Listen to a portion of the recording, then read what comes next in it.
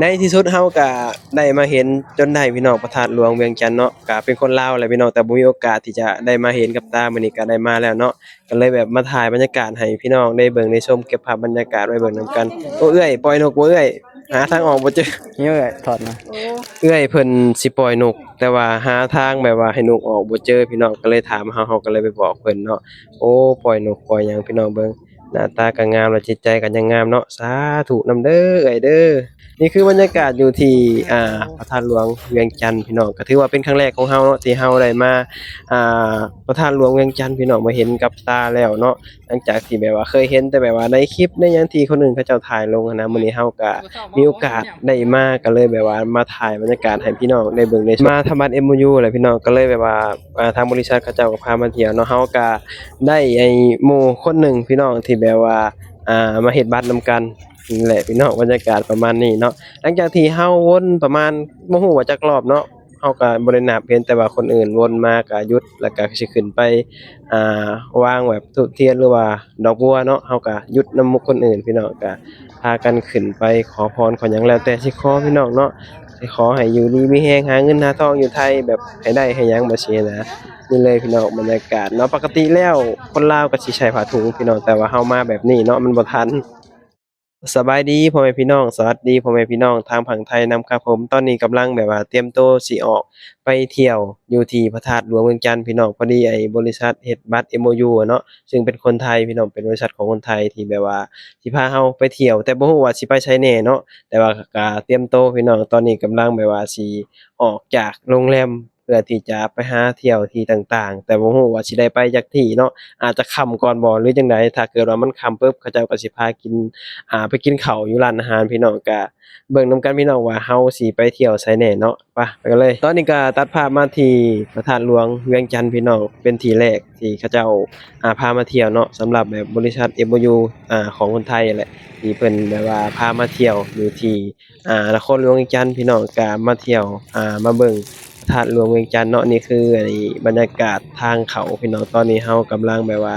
บูชาดอกบัวธูปเทียนเป็นที่เรียบร้อยแล้วก็ซุมเฮาก็สิพากันเดินทางเข้าไปข้างในพี่น้องไปเบิ่งบรรยากาศนำกันเนาะว่าข้างในสิเป็นจั่งใดถือว่าเป็นครั้งแรกพี่น้องที่เฮาได้มาเบิ่งพระธาตุหลวงเวียงจันทน์เนาะเพราะว่าเฮาก็บ่เคยมาจักเทื่อพี่น้องเดี๋ยวเข้าไปเบิ่งนำกันว่าสิเป็นจั่งใดนี่เลยพี่น้องบรรยากาศว้า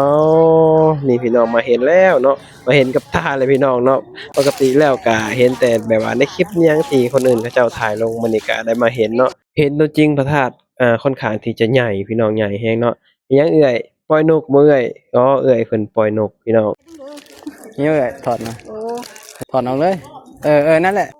เอื้อยเพิ่นสิปล่อยนกแต่ว่าหาทางแบบว่าให้นกออกบ่เจอพี่น้องก็เลยถามเฮาก็เลยไปบอกเพิ่นเนาะโอ้ปล่อยนกปล่อยหยังพี่น้องเบิ่งหน้าตาก็งามแล้วจิตใจก็ยังงามเนาะสาธุนำเด้อเอื้อยเด้อ หลังจากที่เฮาเข้ามาในพระธาตุก็สิพากันแบบว่าย่างวนพี่น้องประมาณ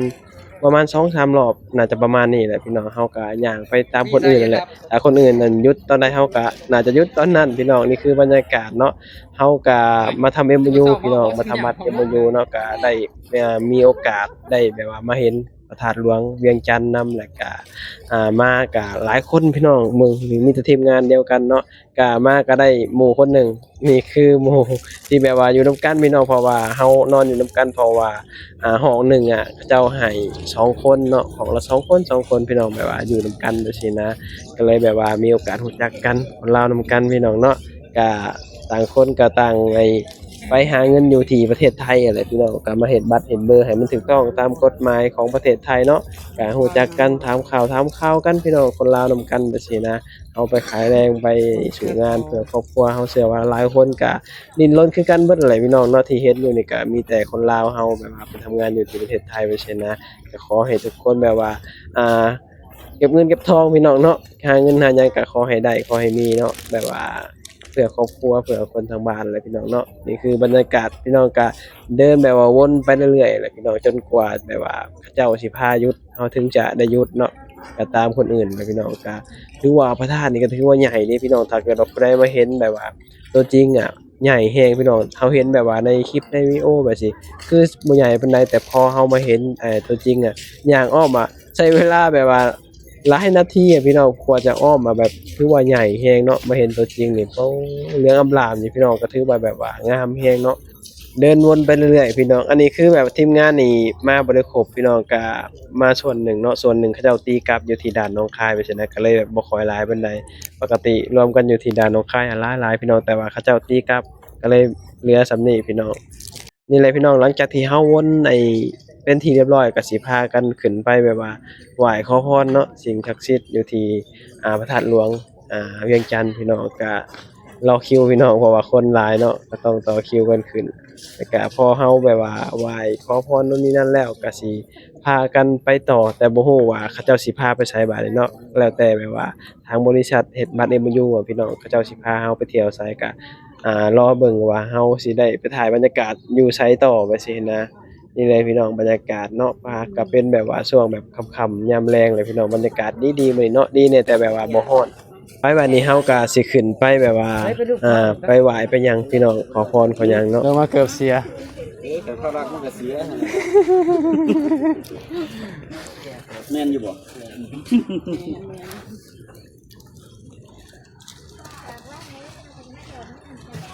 มาสักอยู่นะจะมาหาว่าแล้วมาดุม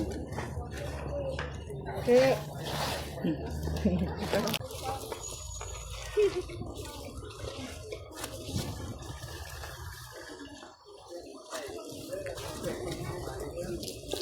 ียนใต้ยลุมบ่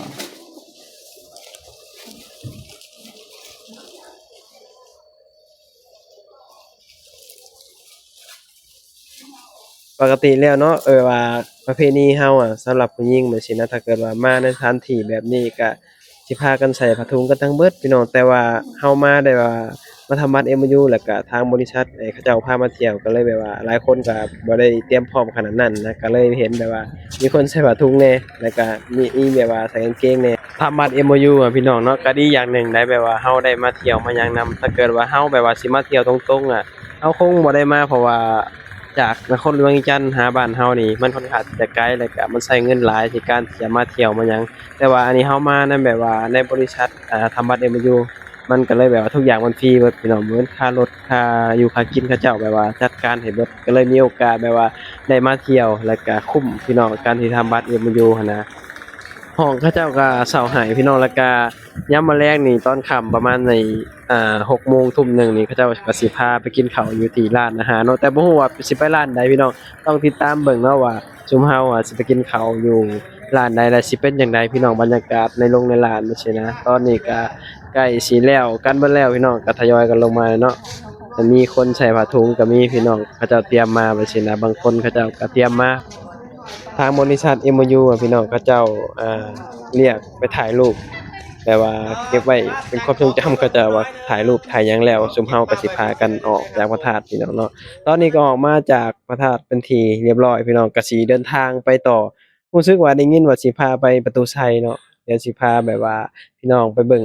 อยู่บรรยากาศอยู่ที่ประตูชัยว่าเป็นจังไดพี่น้องนะคลิปนี้ก็บ่หยังหลายเนาะขอบคุณหลายที่เสียสละเวลาเข้ามาเบิ่งมาชมไว้พอกันคลิปหน้าพี่น้องสบายดีสวัสดีครับผม